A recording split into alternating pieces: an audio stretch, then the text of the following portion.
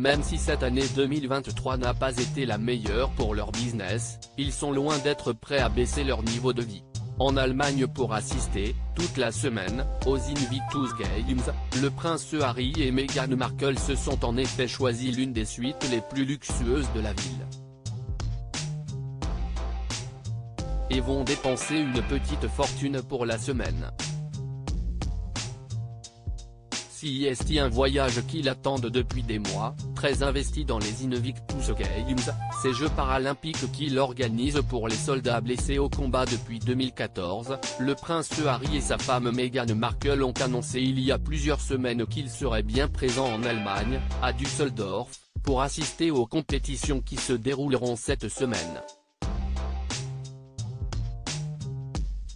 Et à quelques heures de la cérémonie d'ouverture ce samedi soir, alors le fils de Charles III est arrivé dans la matinée de Londres, où il a passé 2 jours sans Meghan Markle, et a déjà commencé à rencontrer les athlètes.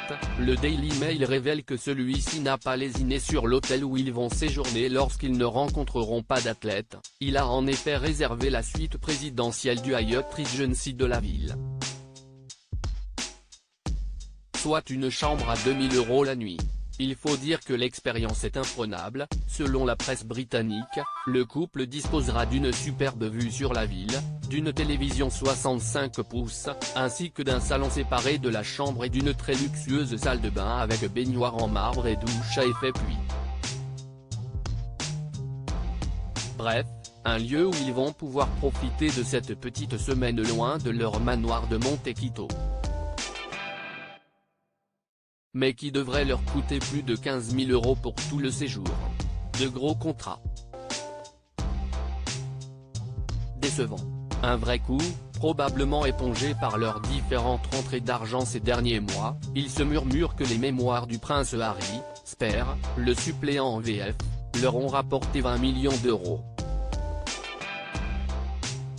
Le deal avec Netflix, qui vient d'ailleurs de produire un documentaire au score décevant sur les Invictus Games, serait quant à lui de 100 millions €. Mais bien qu'ils soient loin d'être dans le besoin, tous les deux ont connu tout de même quelques revers ces derniers mois. Le deal avec Netflix n'avance pas, et celui avec Spotify a été rompu, faute de contenu proposé par le couple. Un gros revers pour eux, car leur train de vie, hors hôtel hors de prix à Düsseldorf, coûte cher. Entre leur immense manoir, une sécurité désormais entièrement à leurs frais et leur voyage, ils doivent obligatoirement trouver des revenus.